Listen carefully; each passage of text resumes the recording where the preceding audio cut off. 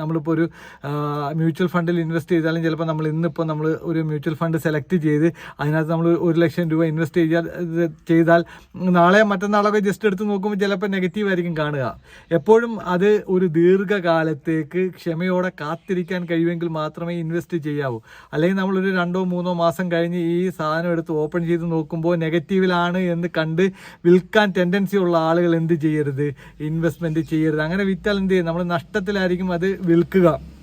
ഇപ്പം ഈ വർഷം ഒരു 5% നെഗറ്റീവ് റിട്ടേൺ തന്ന ഒരു മ്യൂച്വൽ ഫണ്ട് ചിലപ്പോൾ അടുത്ത വർഷവും അതേപോലെ തന്നെ ചിലപ്പോൾ 2% നെഗറ്റീവ് റിട്ടേൺസ് തന്നിരിക്കും. ചിലപ്പോൾ 3-ാമത്തെ വർഷമായിരിക്കും അത് പോസിറ്റീവിലേക്ക് പോവുക.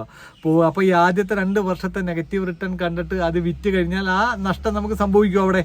അപ്പോൾ ശരിക്കും ക്ഷമയോടെ ആ നഷ്ടത്തെ, ഇപ്പം ഞാൻ കഴിഞ്ഞ ഒരു വീഡിയോ പറഞ്ഞു, എൻ്റെ പോർട്ട്ഫോളിയോ 12% നഷ്ടത്തിലായിരുന്നു കഴിഞ്ഞ ഒരാഴ്ച.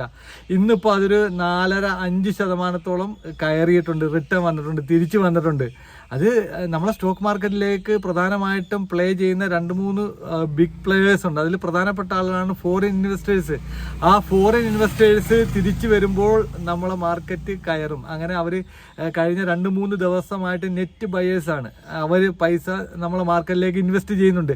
അങ്ങനെ പോസിറ്റീവിലേക്ക് പോകുന്നുണ്ട്. അപ്പോൾ എപ്പോഴും നമ്മൾ മനസ്സിലാക്കേണ്ട റിസ്ക് ഫാക്ടർ എന്ന് പറയുന്നത് ദീർഘകാലത്തേക്ക് ക്ഷമയോടെ പൈസ ഇൻവെസ്റ്റ് ചെയ്യാൻ കഴിയുന്ന ആളുകളെ സ്റ്റോക്ക് മാർക്കറ്റിൽ ഇൻവെസ്റ്റ് ചെയ്യാവും. ദീർഘകാലം എന്ന് പറയുമ്പോൾ 1 വർഷമോ 2 വർഷമോ ഒന്നുമല്ല, 5 വർഷത്തിൽ കുറയാത്ത കാലയളവ്, ഏറ്റവും കുറഞ്ഞത് 5 വർഷത്തേക്ക് നമുക്ക് ആവശ്യമില്ലാത്ത ഫണ്ട് വേണം നമ്മൾ ഇൻവെസ്റ്റ് ചെയ്യാൻ. അത് ഇൻവെസ്റ്റ് ചെയ്യുമ്പോൾ മ്യൂച്വൽ ഫണ്ടിലാണെങ്കിൽ അത്ര അധികം നമ്മൾ ടെൻഷൻ ആവേണ്ട, കാരണം അതിൽ തന്നെ ഡൈവേഴ്സിഫൈ ചെയ്തായിരിക്കും ഇൻവെസ്റ്റ്മെന്റ് ചെയ്യുക അതിൻ്റെ ഫണ്ട് മാനേജേഴ്സ്. അതിൽ നമുക്ക് 2-3 type of mutual funds select ചെയ്യാൻ ഞാൻ കഴിഞ്ഞ വീഡിയോ പറഞ്ഞ പോലെ ലാർജ് ക്യാപ്പിലോ മിഡ് ക്യാപ്പിലോ സ്മോൾ ക്യാപ്പിലോ ആയിട്ട് നമ്മളെ ഫണ്ടിനെ എന്ത് ചെയ്യാം, ഡിവൈഡ് ചെയ്ത് ഡൈവേഴ്സിഫൈ ചെയ്ത് ഇൻവെസ്റ്റ് ചെയ്യുക. അതല്ല ഡയറക്റ്റ് സ്റ്റോക്കിലാണ് നമ്മൾ ഇൻവെസ്റ്റ് ചെയ്യുന്നത് എങ്കിൽ ആ സ്റ്റോക്കിൻ്റെ ഗ്രാഫ് പരിശോധിച്ച് അതിൻ്റെ ആ സ്റ്റോക്കിൻ്റെ ഫണ്ടമെൻ്റൽ അനാലിസിസ് നടത്തി അതിൻ്റെ നിലവിലെ ഡെപ്റ്റും അതിൻ്റെ പ്രോഫിറ്റ് ആൻഡ് ലോസ് ബാലൻസ് ഷീറ്റും ഒക്കെ പരിശോധിച്ച് അതിൻ്റെ ഫണ്ടമെൻ്റൽ സ്ട്രോങ് ആണെന്ന് നോക്കിയിട്ട് അതിൻ്റെ ഡിപ്പിൽ എന്ന് വെച്ചാൽ അതിൻ്റെ പ്രൈസ് കുറഞ്ഞിരിക്കുന്നത്, അതായത് ബെസ്റ്റ് പ്രൈസിൽ വാങ്ങുക എന്ന് പറയും. ഏതൊരു ബിസിനസ്സിലും